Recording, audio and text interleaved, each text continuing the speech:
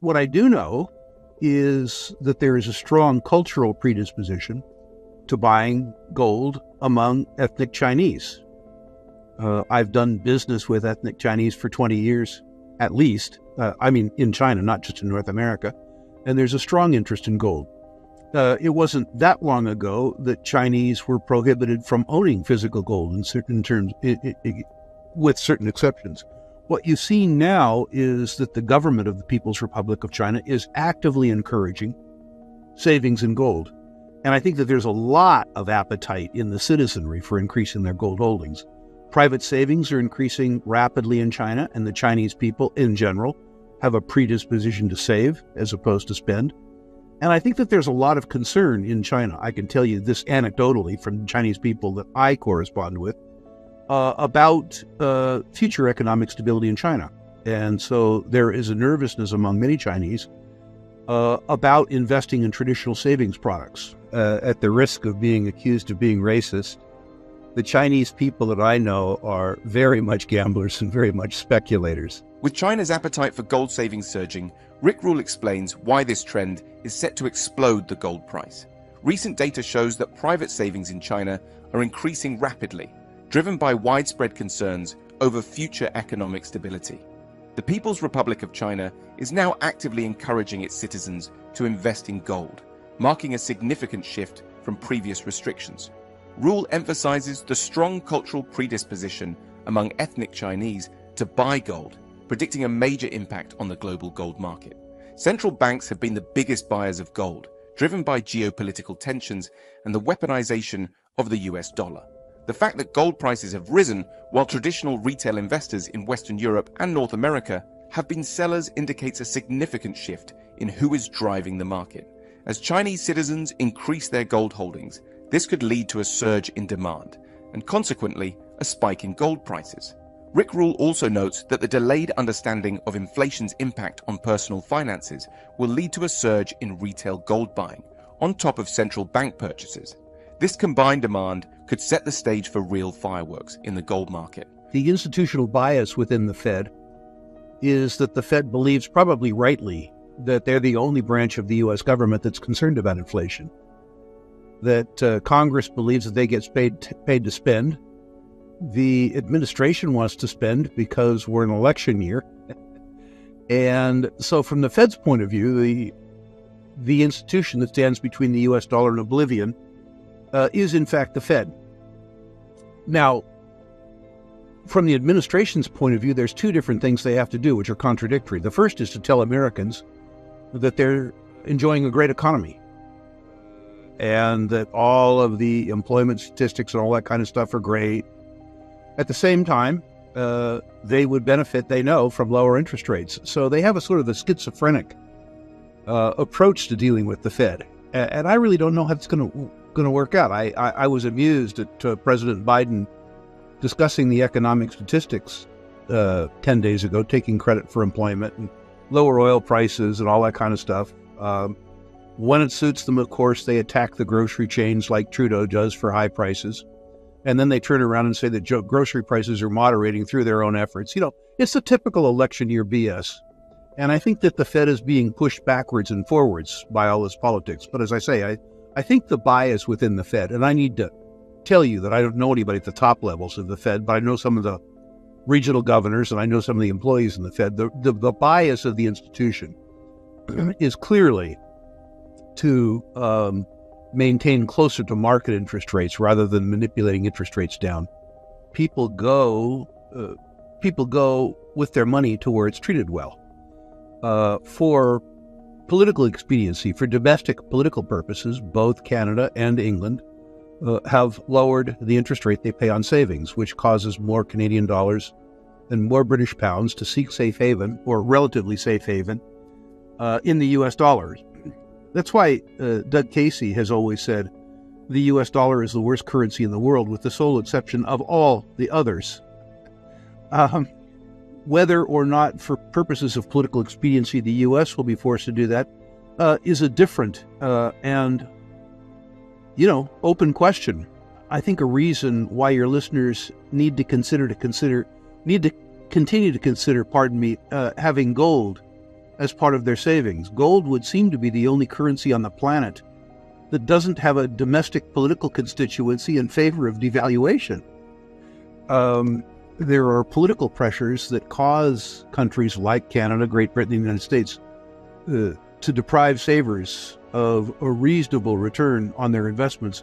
Gold has no similar constituency. It's that the gold price has moved without the participation of the traditional saver, the retail investor. Studying ETF data suggests that for the last 2 years, retail investors, at least in Western Europe and North America, have been sellers rather than buyers of gold. The buyer of gold has been foreign central banks. And I think that has as much to do with a weaponization of the US dollar.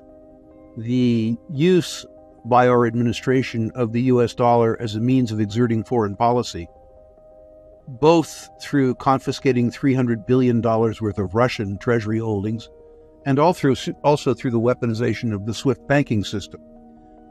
Interestingly, too, Charlotte, away from your question, when people are concerned about the dichotomy between interest in gold and the gold shares, the fact that gold has moved and the gold shares haven't moved, I think that's explained by this phenomenon.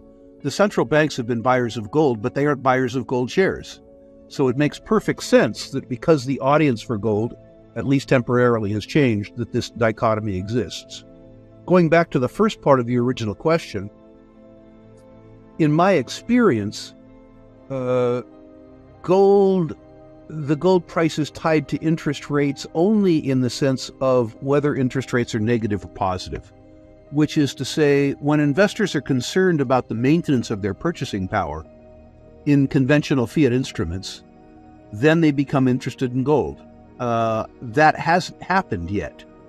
And I will note, as a consequence of my age, I was there, that it took 5 years for this to happen in the 1967-1972 time frame. In other words, while people understood that inflation was taking place, the perniciousness of it, the impact on their own personal lifestyle, wasn't apparent for 5 years. And my suspicion is that we're facing a delayed punch with regards to taxpayers and savers understanding the impact of inflation on their own purse. As they come to understand that, I think that you will get a layer of retail buying, the traditional retail buyer, on top of the central bank buyer. And if I'm right with regards to that, then you could see some real fireworks in the gold price. It was significant for two reasons. One, they were the biggest buyers of gold. If the biggest buyer goes away, it has an impact on price. But there was also a psychological impact. There are some gold investors like myself who buy it as an insurance policy, who buy it out of fear.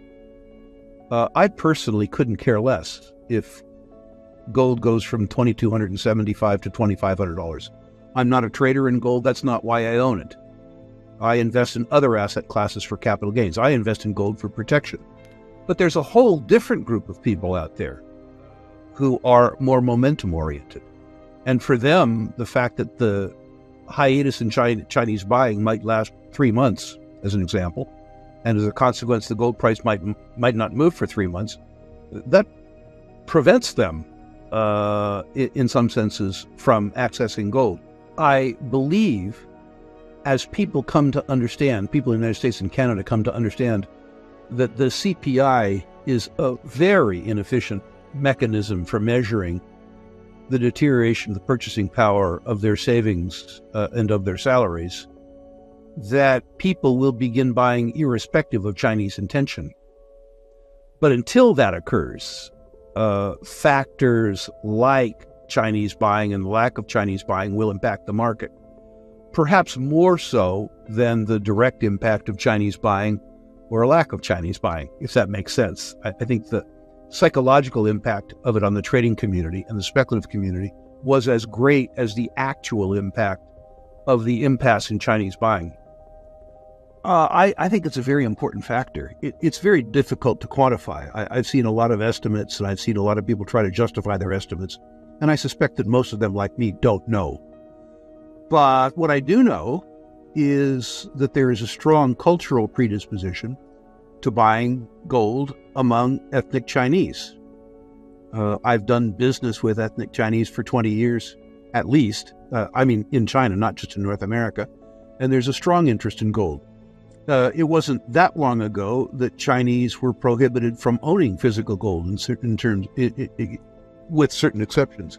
What you see now is that the government of the People's Republic of China is actively encouraging savings in gold. And I think that there's a lot of appetite in the citizenry for increasing their gold holdings. Private savings are increasing rapidly in China, and the Chinese people in general have a predisposition to save as opposed to spend.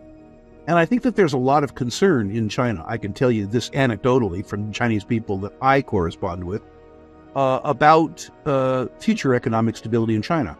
And so there is a nervousness among many Chinese about investing in traditional savings products. At the risk of being accused of being racist, the Chinese people that I know are very much gamblers and very much speculators. I have noticed in my time on Earth that precious metals bull markets are led by fear buyers. So gold is the predominant mover in the early part of a bull market. As the precious metals narrative is given credence by the increase in the gold price, then the speculators come in, the greed buyers come in. The speculative silver market, perhaps because of its lower unit cost, I don't know, creates a frenzied environment. And there, again, is a cultural predisposition in China around silver. It hits fertile ground. But on top of that, Chinese people are notoriously fond of speculating and gambling. And my suspicion is that A, we will have a silver bull market, and B, the extent of ethnic Chinese participation, both in the diaspora, but more particularly in the PRC, will be extraordinary this time around. Whether or not that participation comes down into the silver mining shares, at least among Chinese in the PRC, is a very different circumstance. Certainly, you have seen ethnic Chinese participation in silver equities in places like San Francisco and Vancouver for decades. Whether or not that extends to the PRC and whether or not the infrastructure to distribute junior silver miners in junior silver mining equities in China develops is of course a different conversation.